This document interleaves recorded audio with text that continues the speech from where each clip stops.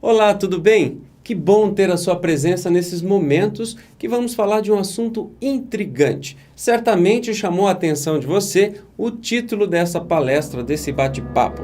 Os mortos telefonam?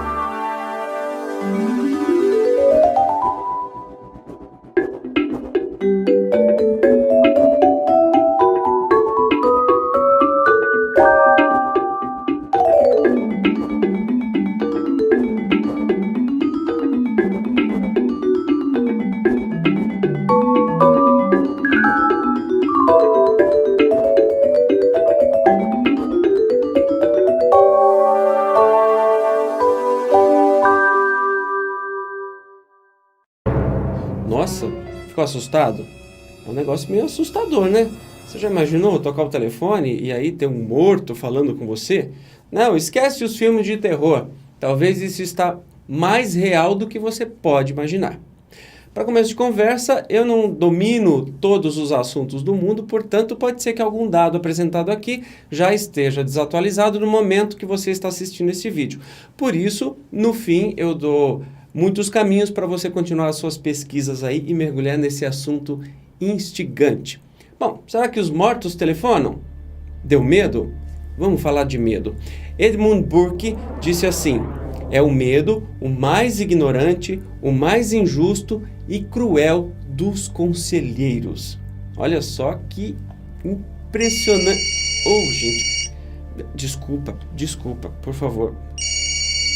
Só um minutinho, por gentileza. Alô? Evandro, Sim, ele falando? tá tudo bem, filho?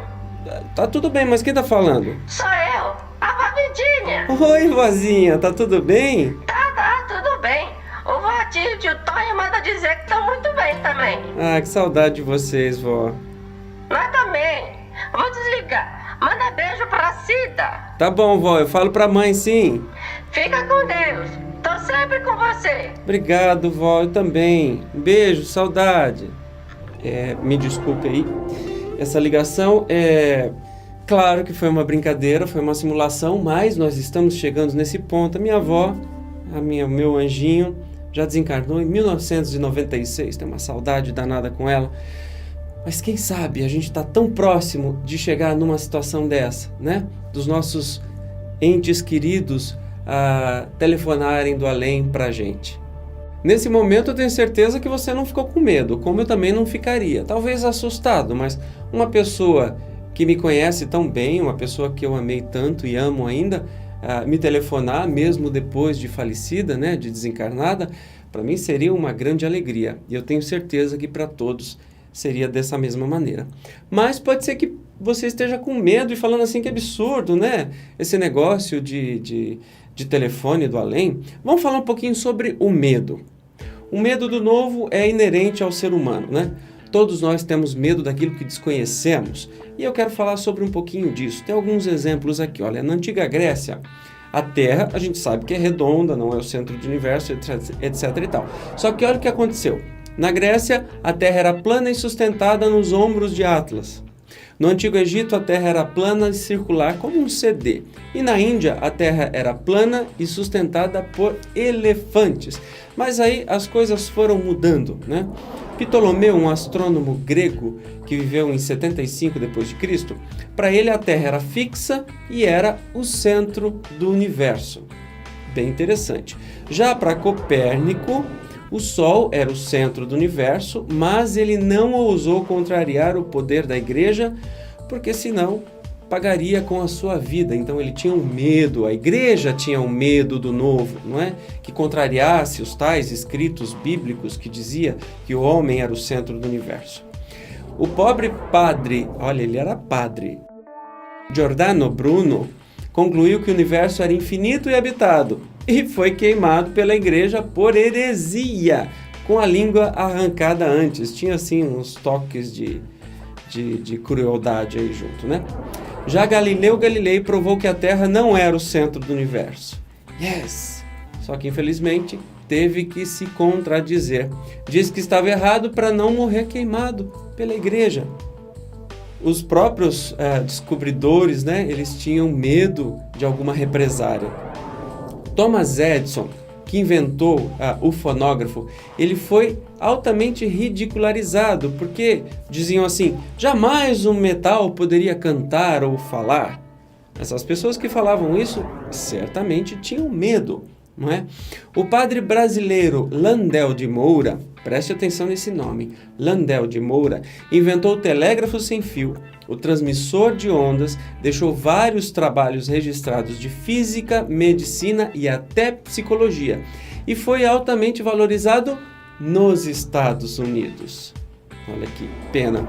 Ele decidiu voltar ao Brasil, onde nunca foi reconhecido pelo governo e teve por várias vezes o seu laboratório destruído e queimado pelos fiéis que o questionavam como fez um aparelho falar, porque isso era coisa do demônio.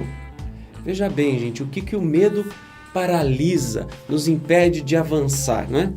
E assim o padre Landel de Moura inventou o rádio muito tempo antes de ouvir anunciada esta invenção pelo italiano Guillermo Marconi. Que pena, ele inventou o rádio, um brasileiro inventou o rádio, mas não registrou nas marcas e patentes internacionais e perdeu esta invenção para o italiano. Bom, eu estou falando tudo isso de medo porque este assunto pode gerar medo. E o medo só tem uma serventia, nos preservar a vida de um perigo iminente. Vamos combinar que agora nós estamos batendo papo sobre o que está acontecendo aí desde a década de 20 do século passado. Então, e isso não põe em risco a vida de ninguém. Então faz o seguinte, pegue o seu medo, coloque dentro de uma caixinha e guarde na outra sala. E aí depois, no fim desta conversa nossa, se você quiser ainda, vai lá, abre a caixinha e pega seu medo de volta. Se não quiser, deixa ele para lá. Porque nós vamos falar sobre transcomunicação instrumental. O que é esse nome, né? Chique, transcomunicação instrumental. A gente conhece ela por TCI. Ela estuda a comunicação entre seres desta e de outra dimensão, por meio de aparelhos eletrônicos, como por exemplo rádio, TV, telefone e computador.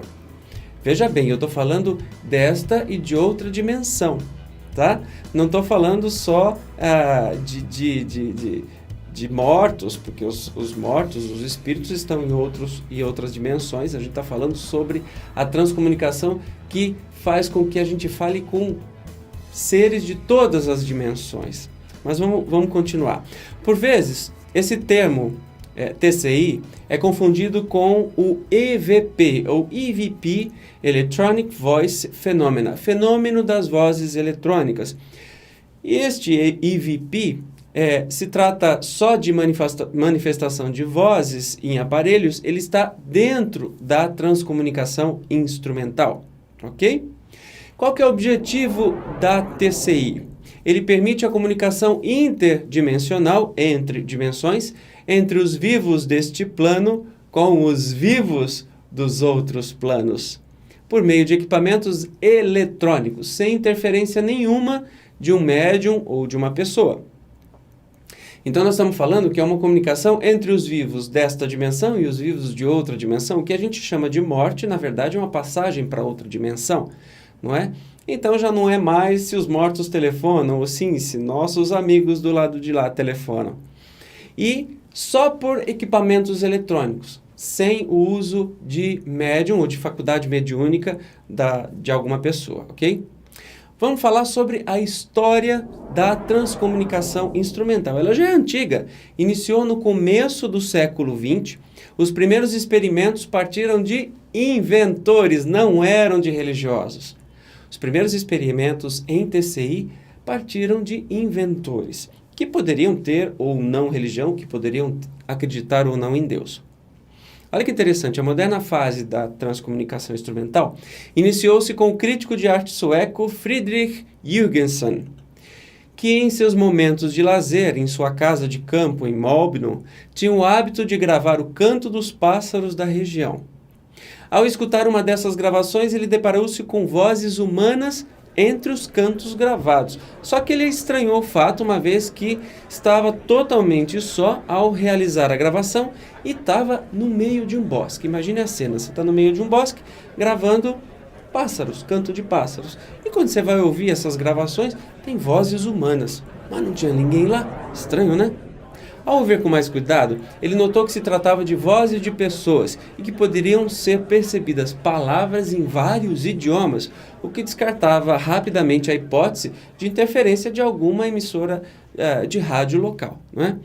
Aprofundando-se em novas gravações, ele ficou assustadíssimo ao perceber que as vozes o chamavam pelo nome, por apelidos e que podiam responder a perguntas feitas no local, o que também descartava a hipótese de captação de rádio amador ou outro tipo de transmissão à distância.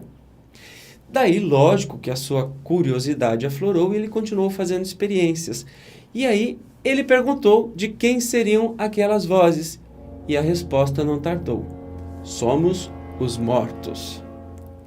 Muito bem, bonito isso, né? Isso é história, gente, eu não estou inventando nada. Tá aí a foto dele e também com o livro que ele publicou. Olha, a partir de então, Hugeson aprofundou-se nas pesquisas e aperfeiçoou o método de captação das vozes. Com os resultados obtidos, lançou a obra Telefone para o Além, publicado em língua portuguesa em 1972, tornando o assunto conhecido para o grande público. Você pode ir atrás desse livro, adquirir ou pesquisar na internet. Telefone para o Além, e nós vamos ver as primeiras impressões de um dos pioneiros da transcomunicação instrumental. Mas vamos continuar falando sobre a história da transcomunicação instrumental. Outra referência do assunto é o trabalho do Dr. Konstantin Raudive. Ele faleceu em 1974. Este trabalho foi publicado sob o título Ein höheres wird höher, e foi em 1968. Nesta obra, Dr. Konstantin relacionava diversos nomes de estações emissoras do além, como a Estúdio Kelpe, a Rádio Peter, Kegele, Kostule, Ponte Goethe, vários transmissores, rádios Sigtuna, Arvides, Irvines, entre outras. Peraí. Eu acho que eu estou com dúvida. Estações emissoras no além? Sim! Tá, você vai falar assim, você tá ficando maluco, já tá pirando assim, entrou em parafúncio. Não, gente, olha só, os vivos do outro plano, o espiritual, também trabalham para o avanço da transcomunicação instrumental em emissoras que são feitas para este fim, como nossas estações de rádio e TV. Então é assim que funciona, simples assim. Do outro lado também tem estações transmissoras e receptoras de sinais de áudio, vídeo, enfim, e as pessoas que querem se comunicar chegam lá e fazem as comunicações como se a gente fosse numa estação de TV daqui. Bacana, né? Lembrando que eles são muito mais avançados, as outras dimensões são muito mais avançadas tecnologicamente, só que estão trabalhando com muito afinco para que essa comunicação seja mais fluida. Já acontece, mas que seja mais fluida. Mas vamos continuar na história. A primeira obra sobre o assunto transcomunicação instrumental no Brasil foi Vozes do Além pelo Telefone, Novo e Admirável Sistema de Comunicação, Os Espíritos Falando pelo Telefone, de Oscar Dargonel, publicada no Rio de Janeiro em 1925. Preste atenção, já tinha esse título lá, Vozes do Além pelo Telefone, em 1925. O autor, que era um conhecido pesquisador espírita do começo do século XX, nela reuniu diversos casos onde a comunicação com os mortos podia dar-se através do telefone. Apesar de suas ponderadas considerações, por ser um veículo particularmente propenso a fraudes e engodos, o assunto não mereceu outras abordagens mais sérias durante décadas. Mas vamos continuar a história. O Brasil sediou mais recentemente um congresso internacional de transcomunicação em maio de 92, na cidade de São Paulo, com a participação especial dos pesquisadores Hernani Guimarães Andrade e Sônia Rinaldi. No país, nessa época, a maioria das comunicações era registrada através de gravadores de fita magnética como esse que você está vendo. Falando nestes especiais pesquisadores, vamos saber quem é o senhor Hernani Guimarães Andrade, que nasceu em Araguari em maio de 1913 e desencarnou em 2003, em Bauru. Ele foi pesquisador espírita brasileiro dos fenômenos paranormais, engenheiro civil pela Escola Politécnica da USP, com 18 obras publicadas. E era um encanto de pessoa e sempre esteve no tema, envolvido no tema na sua vida. Agora nós vamos assistir um trecho de uma entrevista com Hernani Guimarães Andrade no 4º encontro para estudo da doutrina espírita, que foi feito na década de 80. Vamos assistir. Eu tenho atualmente apenas 13 livros publicados. Poderia ter um pouco mais, porque nós teríamos material para isso. Esses livros versam não só sobre a nossa teoria, mas também sobre algumas pesquisas que fizemos além da pesquisa desse campo. Quando eu estava ainda em São Paulo, o IBPP estava lá, eu comecei, naturalmente, a expor as minhas ideias. Isso foi em 1958. Já em 58. Eu publiquei um livro, foi um tanto reprovado pelo meio espírita, chamado Teoria Corpuscular do Espírito. E logo em seguida, 2 anos depois, a teoria foi em 1958. E 2 anos depois eu publiquei Novos Rumos à Experimentação Espirítica.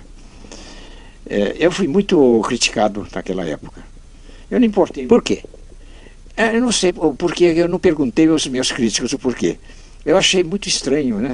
Eu procurando levar ao Espiritismo uma ideia nova, ou seja, aquilo que nós deveríamos almejar, colocando o Espiritismo dentro daquilo que chamamos de uma pesquisa científica legítima, né? E a minha intenção foi essa, né? Eu propus uma teoria e mais tarde eu ensinei, ou melhor, eu procurei dizer como poderíamos praticar essa teoria, ou melhor, verificar essa teoria. Porque a teoria, toda teoria que tem um meio de aprová-la ou desaprová-la, ela tem um cheirinho de teoria científica. E eu apresentei isso. Eu apresentei uma teoria e os meios de aprová-la ou desaprová-la. Tanto é que fazem 40 anos que eu estou tentando provar a minha teoria. E não acho que foi provada ainda, apesar de eu ter tido um grande êxito. Mas não foi desprovada também. Por enquanto não. E se for desaprovada, eu vou ficar tranquilo, porque aí já diz assim, por aí não está certo, ninguém mais vai entrar por ali, perder tempo, né? Então, eu publiquei as minhas ideias, pensando que havia liberdade de pensamento. Isso em 1958. Eu sempre pensei que houvesse no meio espírita um acolhimento à liberdade de pensar. Talvez tenha chegado agora o tempo certo, doutor Hernani. Eu penso que está chegando. Haja vista o próprio encontro agora em Poços de Caldas, né? Quando as suas ideias começam a ser agora observadas mais atenciosamente. É um teste para essa possibilidade da liberdade de pensamento no meio espírita, né? Do jeito que ia indo, nós íamos chegar a uma inquisição. E eu não tenho nenhuma vocação para churrasco. O senhor Hernani era muito, muito legal. Ele não tinha vocação para churrasco. Olha só, que engraçado, até na própria doutrina espírita, ele não tinha abertura de falar sobre o novo. O que é isso? Medo, é o que a gente falou lá no começo. Medo do novo, as pessoas não estão preparadas. Então, não esqueça de deixar o seu medo lá naquela caixinha no outro cômodo, tá legal? Vamos continuar aqui. Outra grande figura da transcomunicação, uma pesquisadora importantíssima que não mede esforços. Até hoje eu já tive o prazer de falar com ela e também faço parte do seu instituto na parte de divulgação. Estou fazendo isso agora. É a paulistana Sônia Rinaldi, uma graça de pessoa, muito séria, muito comprometida. É uma das maiores pesquisadoras da transcomunicação instrumental mundial. Autora até o momento de 7 livros, mas pode ter mais livros aí. Articulista, conferencista nacional e internacional. E o grupo do IPATI é formado por engenheiros, matemáticos, cientistas, pesquisadores e físicos, além de todas as pessoas que têm boa vontade e que vão fazer as suas experiências sem nenhum misticismo, com muita metodologia científica. É coordenadora da Associação Nacional de Transcomunicação. O seu site é esse que você está vendo aí, ipati.org. Vamos agora assistir também uma entrevista, um trechinho só, do programa Simples Expressão, do amigo Alamar Regis, que entrevistou a Sônia Rinaldi. E olha, eu gostaria que mais pessoas da comunicação neste país desse abertura para a Sônia, porque ela tem muita coisa boa e muita coisa que nos emociona e muita novidade que tem por aí para falar. Portanto, explorem essa nossa irmã no bom sentido, que ela é um poço de conhecimento sobre o tema e é a que mais sabe sobre o assunto no nosso país, quiçá no mundo inteiro. Então vamos assistir um pedacinho da Sônia falando. Ele perguntou qual a contribuição da transcomunicação para o espiritismo, por exemplo. Veja só, na fonte, na origem do kardecismo, o espiritismo era eminentemente científico. Ele foi introduzido aqui na sociedade numa época positivista e, por consequência, ele era bastante forçado para a área de pesquisa, de investigação. Depois, principalmente no Brasil, ele acabou se tornando muito mais religioso e muito pouco científico. Digamos que a transcomunicação volta para esse tipo de origem porque é uma possibilidade de a gente investigar a nível científico, matemático. Todo esse trabalho que a gente realiza é acompanhado por vários cientistas hoje, aqui no Brasil, pessoas que são acadêmicos, que respondem pela função, pelo título que tem, e, portanto, é uma responsabilidade muito grande. Então, nós não estamos falando de alguma coisa que devemos acreditar, é alguma coisa que a gente consegue, digamos, levantar evidências muito fortes para evitar a palavra comprovar, e todo cientista tem a ojeriza da palavra comprovar. Então, eu acho que a contribuição da transcomunicação é levar, a nível científico, a autenticidade da comunicabilidade dos falecidos conosco, que é uma das propostas de base do Espiritismo. Muito bacana, né? E procurem mais materiais, acessem o site do Ipati e vocês vão ver muita coisa bacana, muita coisa legal. Tem outras entrevistas também da Sônia no YouTube, é só procurar, digita lá, Sônia Rinaldi, e você vai ver muita coisa, a história da vida, enfim, vale muito a pena. Bom, vamos falar agora um pouquinho sobre espiritismo. E talvez esse nome, transcomunicação instrumental, soe estranho para você ainda, mas se você já leu muitas obras espíritas aí, famosas, psicografadas pelo Chico, por exemplo, certamente você já viu, já ouviu, já leu sobre os instrumentos de transcomunicação que existem também em outros planos. Bom, vamos lá. No livro Obreiros da Vida Eterna, de André Luiz, psicografado pelo Chico Xavier em 1946, na página 22, fala sobre fotografia animada. Transcorridos alguns momentos de meditação, Metelo fez exibir num grande globo de substância leitosa, situado na parte central do templo, vários quadros vivos do seu campo de ação nas zonas inferiores. Tratava-se da fotografia animada, com a apresentação de todos os sons e minúcias anatômicas inerentes às cenas observadas por ele em seu ministério de bondade cristã. Olha só que interessante. É muito mais do que a gente tem ainda hoje, né? Um globo de substância leitosa que dava a sensação... Porque na época não existia a palavra vídeo, né? Quase ninguém conhecia. Era a fotografia animada e apresentava todos os sons e minúcias anatômicas. Olha que legal. Talvez já era HD, esse globo já era HD, né? Quem sabe o que está por vir. Mas vamos para uma próxima obra. Nos Domínios da Mediunidade, também de André Luiz, psicografado pelo Chico Xavier, em 1956. Fala sobre espelho fluídico, teleconferência ou televisão. Hilário, fixando o espelho fluídico em que os benfeitores do nosso plano recolhiam informações rápidas para as respostas às consultas. Uia, espelho fluídico. Recolhiam informações. Outro trecho. A televisão que começa a estender-se no mundo pode oferecer uma ideia imediata de semelhante serviço, salientando que entre nós essas transmissões são muito mais simples, exatas e instantâneas. A televisão estava começando no mundo e já tinha aí um relato de algo muito mais avançado, talvez similar ao que a gente tem hoje, a transmissão de vídeo pela internet, não sei, em HD, em altíssima definição. No Nosso Lar, também psicografado pelo Chico, de André Luiz, nas páginas 264 a 267, Esse livro foi escrito em 1944, só para você se situar. Está falando sobre o globo cristalino, videoconferência. Mas nessa época, a televisão estava engatinhando ainda e não tinha jeito de fazer uma videoconferência como a gente faz hoje por computador. Havia um grande globo cristalino, da altura de 2 metros presumíveis, envolvido na parte inferior de longa série de fios que se ligavam a pequeno aparelho idêntico aos nossos alto-falantes. Notei que o globo se cobria interiormente de substância leitosa acinzentada, apresentando logo em seguida a figura simpática de um homem na idade madura. Era Ricardo.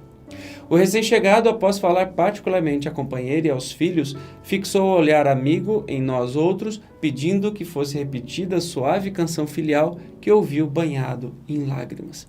Ou seja, a pessoa estava nesse instrumento de comunicação e vendo tudo o que estava acontecendo do outro lado.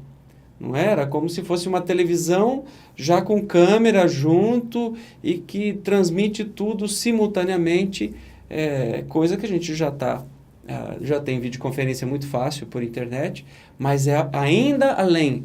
1944. Uau!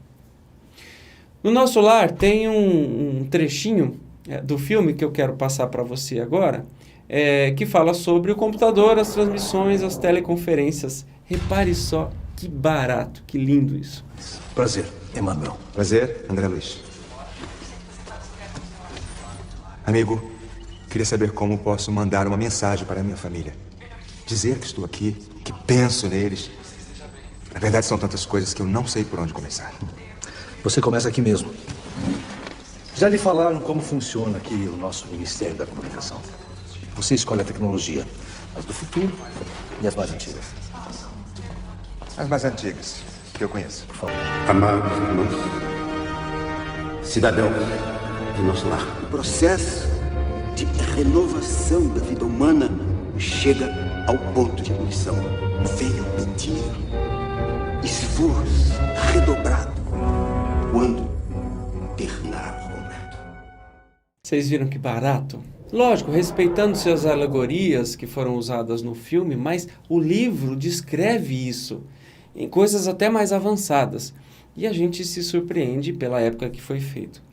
Bom, mas Chico Xavier, em 1971, dia 21 de dezembro, na sua entrevista para a TV Tupi, no programa Pinga Fogo, respondeu sobre transcomunicação instrumental. E quem é que estava fazendo a pergunta?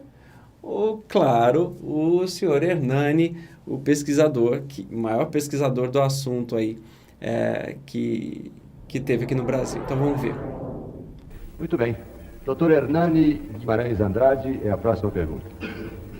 Chico Xavier. Alguns cientistas europeus, como o Dr. Konstantin Raudivá, estão logrando obter, por processos eletrônicos, comunicações verbais com seres inteligentes de um outro mundo.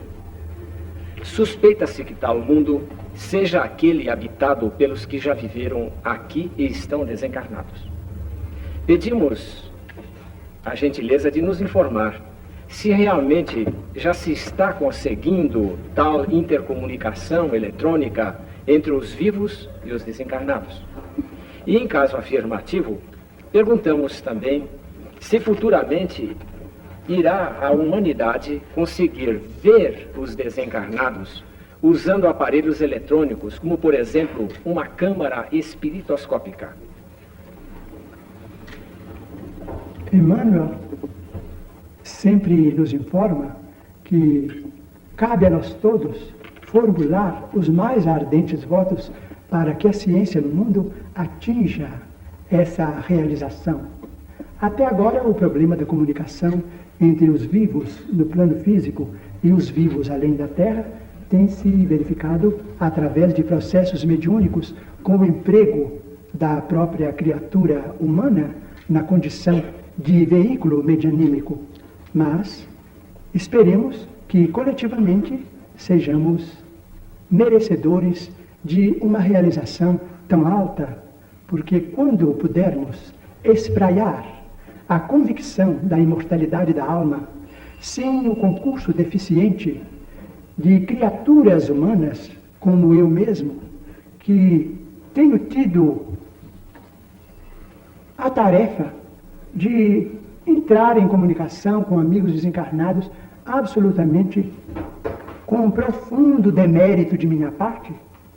Quando nós chegarmos a essa condição de conquistarmos esse processo de comunicação com fatores da ciência, naturalmente que a sobrevivência do espírito trará um novo sentido à civilização cristã no mundo, compreendendo-se que o nosso Divino Mestre nos deu a lição da imortalidade com a sua própria ressurreição. Sensacional, né? O próprio Chico disse, bom, vocês viram o Dr. Hernani lá perguntando, mais mocinho, o próprio Chico disse assim, olha, o dia que a gente ter esse benefício da comunicação em massa, não é? Entre os vivos daqui e os vivos de lá, vai ser uma bênção para o mundo, para a gente ter essa certeza, né, que a vida continua além da carne. E já em 1971, o Chico já dizia isso, que o dia que a gente não precisar mais dos médiuns para fazer essa comunicação entre estes planos, a gente poder comunicar por meio de equipamentos eletrônicos, que será uma graça, uma bondade celestial para o nosso povo. E nós estamos avançando, essas comunicações já existem e tem muita gente empenhada trabalhando nisso. Então, vamos para frente aí. Nós vamos conhecer agora os tipos de comunicações da transcomunicação instrumental. Temos transfoto e transimagem, temos transáudio e transvídeo. Vamos ver uma a uma o que significam. Começando com transfoto ou transimagem. De acordo com estudiosos e pesquisadores de transcomunicação instrumental, trata-se da captação intencional ou não de imagem obtida por meio de uma câmera fotográfica, celular, filmadoras ou até mesmo fax. Bem interessante, né? Transfoto ou transimagem. Nós estamos vendo aí exemplos de transimagens e também de transfotos. Então a gente vai entender até a diferença entre uma e outra. O que é transimagem, o que é transfoto. Vamos lá. Transfoto é uma fotografia comum com elementos desconhecidos no meio físico. Borrões, figuras, imagens de pessoas. Sempre eventual, sem previsão ou técnica. Ou seja, transfoto é uma foto que é batida e tem interferência que não é registrado, não é de nada material registrado. Certo? Vamos ver aí algumas transfotos. Eu não estou afirmando a veracidade dessas imagens, mas estou apresentando a vocês como exemplos do que é uma transfoto, ok? Sem entrar no mérito se foi montagem, se não foi montagem, apenas para exemplificar aí a gente teria que entrar em cada uma delas para saber o que está acontecendo, certo? A gente vê aí essas manchas ou até mesmo figuras de pessoas que aparecem flutuando, aparecem no alto ou ao lado das pessoas. Agora, o que é transimagem? É uma imagem obtida por técnicas diversas em experimentos. As mais comuns são esses experimentos que fazem essa transimagem, filmar a estática da TV e analisar frame a frame, ou seja, pedacinho por pedacinho. Num segundo, nós temos em média 30 frames, ou 30 fotos em um segundo. A TV digital e a imagem quando é Full HD tem até 60 fotos em um único segundo. Então, é você filmar a estática, depois analisar uma por uma dessas fotos num software em computador. E filmar pessoas com feltro ou plástico bolha e luzes espalhadas e também analisar frame a frame para ver o que acontece, não é? Nós temos aí essas imagens do pesquisador Marco, que ele é do IPATI, do Instituto. Essas fotos são do Instituto, eu estou apenas mostrando para você como eles fazem, não é? Fazem uma filmagem, no caso aí, se não me engano, foi um plástico bolha na frente com algumas luzes difusas. E aí foram obtidas estas imagens que você está vendo aí, que a gente consegue definir algumas pessoas diferentes do que o próprio Marco, não é? Então, inclusive eles dizem assim, em caso de reconhecer alguma imagem, de parecer alguém que você conhece, para entrar em contato com o ipati@uol.com.br e dizer para eles, olha, esta imagem parece com quem eu conheço. Ok? Vamos para frente. E como se forma uma transimagem? Olha só, os elementos variáveis, que são a estática, ou a sombra, ou a luz dos tecidos e plásticos, são manipulados pelos seres extradimensionais para que se forme a imagem que fica registrada em uma fração de segundo, um frame ou foto. Sem essa estática, essa granulação, esses muitos elementos aleatórios, o fenômeno fica muito mais difícil de acontecer. E como é que faz para obter uma transimagem? Vamos lá, a primeira técnica você vai precisar de uma TV em canal com estática ou fora do ar, uma filmadora e um tripé. O modo de fazer, estou parecendo que está dando receita assim para TV, né? Vamos fazer agora! Ligue a filmadora instalada no tripé para não ficar mexendo e foque inteiramente na estática da TV por alguns minutos. Registre isso. Depois você descarrega este filme, pode ser com máquina fotográfica, pode ser com filmadorinha de mão, não precisa ser nada extraordinário não. Desde que você descarregue esse filme no computador e depois você analise frame a frame, né? Lembre que eu disse que aproximadamente tem 30 frames a cada 1 segundo e vê foto por foto. Fácil, né?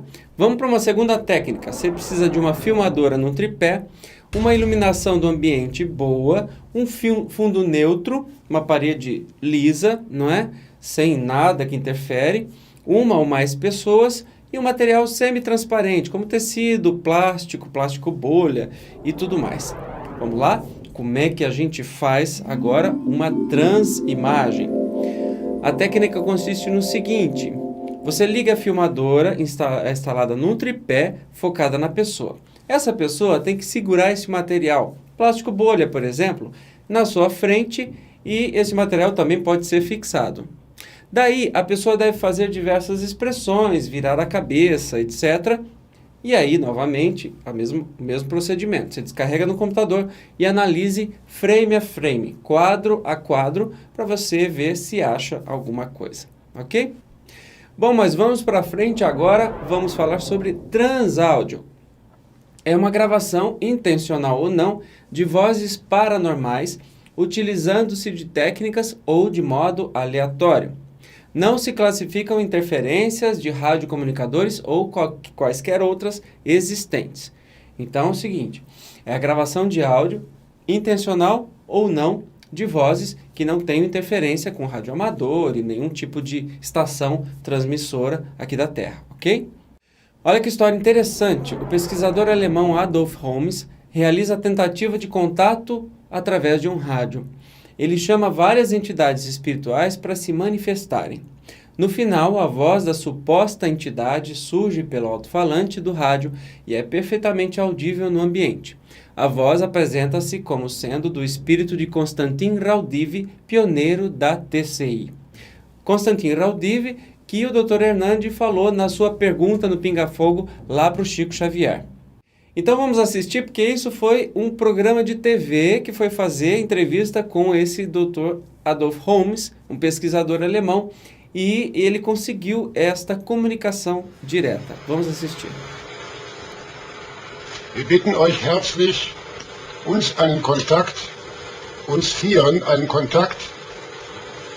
über diese aufgestellten Geräte durchzustellen.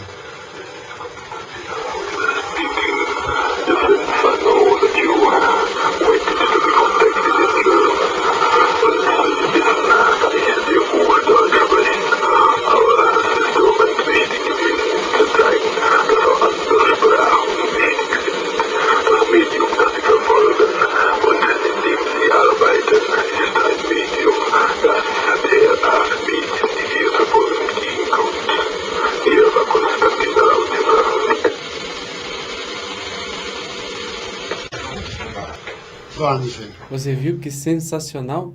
A gente não entendeu o que ele falou, porque eu não falo alemão, quem fala alemão pode até ter entendido, mas ele fala no final assim, aqui foi Konstantin Raudive, e o pesquisador ficou entusiasmado. Isso foi gravado para um programa de TV que estava falando justamente disso.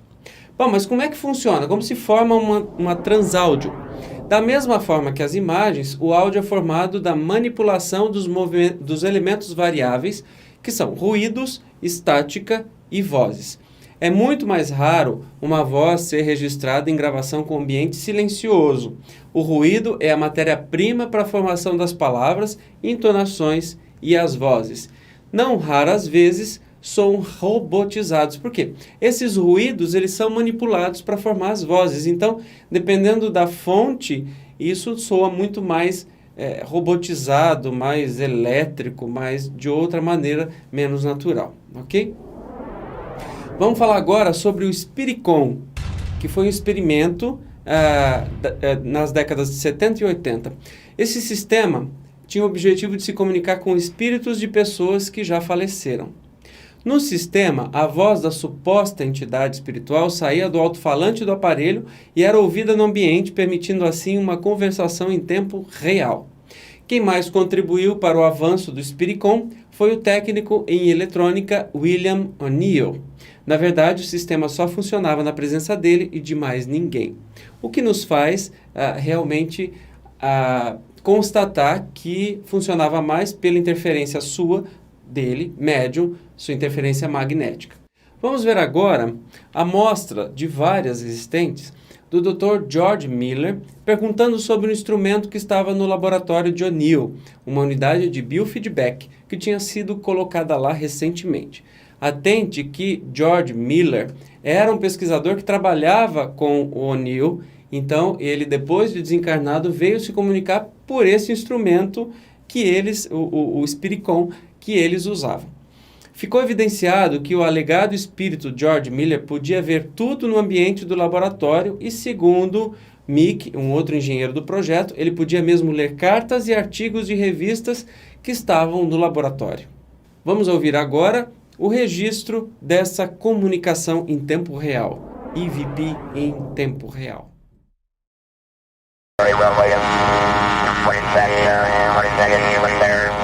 Which one's that, sir?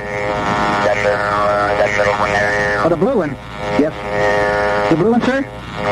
Yes, William. That's a biofeedback, sir. Biofeedback unit. Are you ready? I heard from William. No, sir, you know. You know what that's for, sir. I'm just joking, William. I'm just joking. Let's get on with it. Muito bem, bacana pra caramba isso, né? Electronic Voice Phenomena, fenômeno de voz eletrônica em tempo real. O Dr. Miller, já desencarnado, conversando com o Bill. Olha que, pelo seu equipamento. Vamos traduzir a conversa. O Dr. Miller, o espírito, fala assim: muito bem, William, o que é aquilo lá? O que é aquele instrumento lá? Aí o Bill pergunta: mas qual deles, senhor? Aquele pequenininho lá. O azul, senhor? Aquele azul? Sim, William. Aí o Bill fala assim: bom, é um biofeedback, uma unidade de biofeedback. Aí o Dr. Miller brinca, né? Realmente, você está tendo problemas de nervo, William? Aí o William rindo: não, senhor. O senhor sabe para que serve? Aí o Dr. Miller completa: bem, eu estava só brincando, William. É claro que eu sei para que serve. Então aí você percebe como isso, na década de 70, como isso já está sendo praticado há muito tempo. Vamos para outros exemplos aí. As chamadas e intrigantes vozes reversas. Isso eu tirei um trechinho, estou mostrando um trechinho do livro Contatos Interdimensionais, da queridíssima Sônia Rinaldi. E se você quiser adquirir, acesse aí pati.org/lojinha.html, tem muito mais disso. Nós vamos ver o fenômeno de ordem de vozes reversas, que além de ser captada a voz, a gente só consegue entender quando no computador a gente inverter. Vamos prestar atenção que é a própria Sônia que apresenta pra gente. A partir deste momento, vamos mostrar vários casos de vozes reversas. A importância destas vozes constitui do fato de que é absolutamente impossível a produção de uma voz reversa aqui na Terra. Explicamos o que são as vozes reversas. Para se entender, basta observar que quando gravamos, quer seja através de computador ou através de gravador, digamos que nós temos uma sequência linear da entrada dos registros. Ou seja, digamos que esta gravação que eu estou fazendo agora está fluindo da esquerda para a direita. A voz reversa consiste em ouvir esta mesma gravação de trás para diante, ou seja, do seu final para o começo, ou, em outras palavras, da direita para a esquerda. O que normalmente acontece ao se ouvir uma fita de trás para diante é não entender nada. No caso das vozes reversas paranormais, ocorre exatamente o contrário. Nós temos uma frase completamente com sentido no modo normal e, no modo reverso, ela também é inteligível. Iniciamos, como demonstração, com o caso obtido pela associada Rosimeire Rocha, de São Paulo, no qual, no sentido normal, ela gravou: "Deixe uma mensagem para nós, por favor", e ouviremos, no sentido reverso, uma voz com sotaque português que diz: "O vosso irmão quer avisar que ama você." Ocorre que, de fato, a Rose iniciou seus experimentos em transcomunicação devido à perda do seu irmão Beto. Ouçamos, no sentido normal: "Deixe uma mensagem para nós, por favor." Deixe uma mensagem para nós, por favor. Agora ouçamos o reverso dessa voz, que diz: "O vosso irmão quer avisar que ama você." O vosso irmão quer avisar que ama você. Repetindo em paralelo a voz da Rose e o reverso. Deixe uma mensagem para nós, por favor. O vosso irmão quer avisar que ama você. Deixe uma mensagem para nós, por favor. O vosso irmão quer avisar que ama você.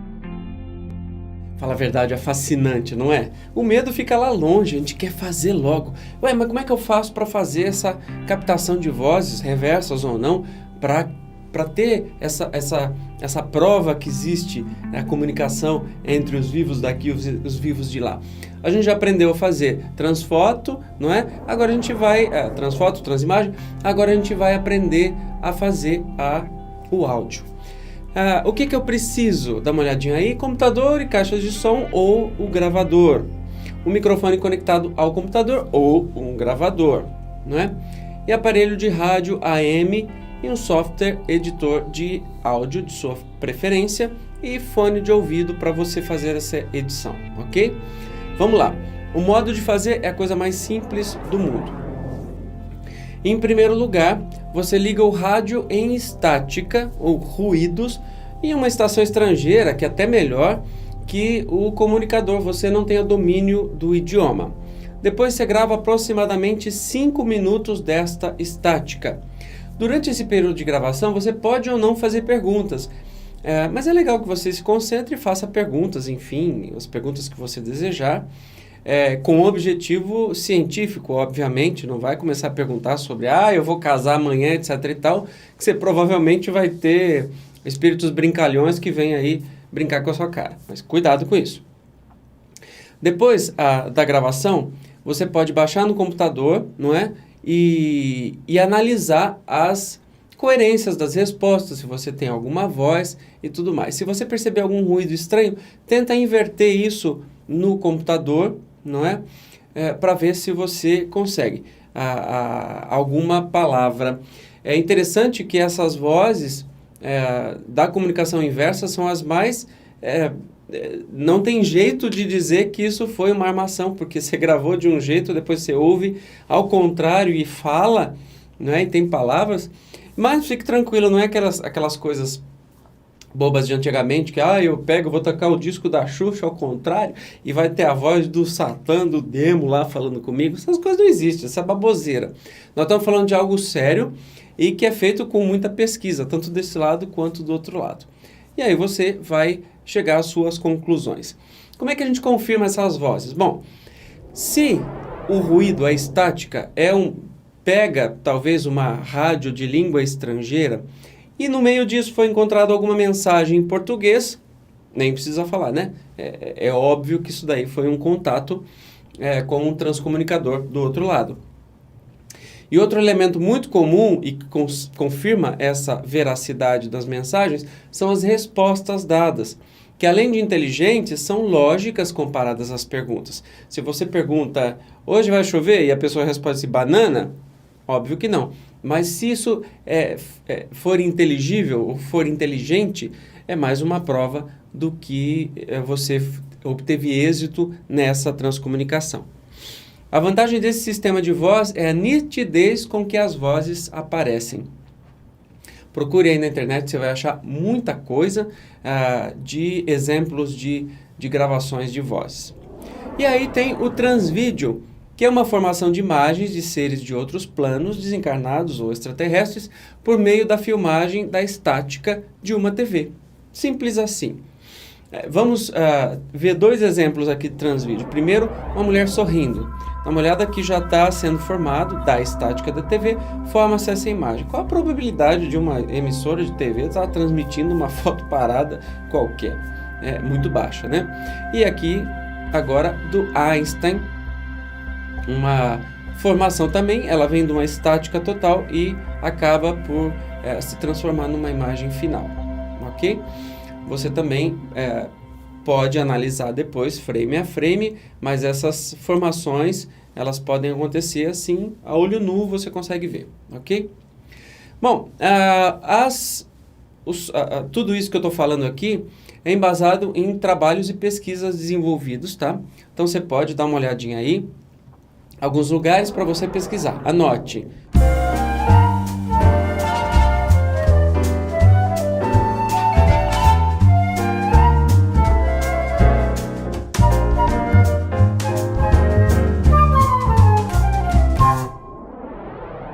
Aí vem a nossa primeira pergunta.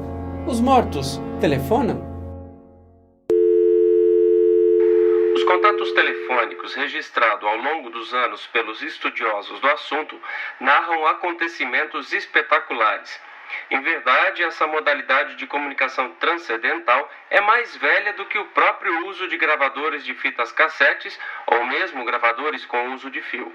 Os primeiros contatos narrados aconteceram no Brasil no ano de 1917, através da figura principal do médium Oscar Dargonel. O médium recebia as ligações de uma entidade chamada Padre Manuel. Posteriormente, no ano de 1925, Dargonel escreveu o livro Vozes do Além pelo Telefone, narrando suas experiências de telefonia espiritual que vivenciou entre os anos de 1917 e 1925. De lá até hoje, estes telefonemas ainda ocorrem, passando também da linha fixa para a aparelhagem móvel, os celulares. Estima-se que já se ultrapassou mais de 2.000 ligações de origem alegadamente espiritual somente na Europa. E agora, para encerrar nosso bate-papo de hoje, eu quero apresentar um acontecimento emocionante aqui. Dá uma olhadinha só. Ocorrência por telefone celular da senhora Zilda Monteiro no ano de 1999. O ex-marido de Zilda entrou no hospital como vítima de infarto. Zilda passou a acompanhar o quadro clínico de Edson por telefone ou pessoalmente. Foi um desses dias que Zilda, por telefone, pediu que Edson ligasse para ela assim que ele saísse do hospital, ao qual ele respondeu que se não ligar daqui, ligo de lá. Edson era um entusiasta da transcomunicação instrumental, vindo a realizar, no período ainda casado com Zilda, diversas gravações em fitas cassetes. O quadro clínico de Edson piorou, dando entrada na UTI. Ficou 39 dias internado, vindo a falecer em 16 de agosto de 99. Os dias passaram e na data de 16 de setembro de 99, Zilda recebe uma mensagem de voz na caixa postal do seu celular. A voz dizia claramente: "Eu te amo. Avisei." Eu te amo. Que emocionante, não? Eu espero que este pequeno bate-papo, esta pequena explanação sobre um assunto tão emocionante tenha sido tão bom para você quanto foi para mim fazer. Eu espero que você vá atrás, pesquise mais e se torne aí um pesquisador e um experimentador da transcomunicação instrumental e compartilhe os seus resultados com o mundo, tá bem? Muito obrigado pelo tempo que você dedicou. Entre em contato comigo, vai ser um prazer falar contigo sobre este tema e todos os outros que você desejar. O meu endereço é evandrooliva.com, só isso o site, evandrooliva.com. Você pode acessar, lá tem os meus endereços de Facebook, de YouTube, Twitter, muito vídeo, muito áudio e contato para a gente manter contato. Um abraço, beijo, tchau.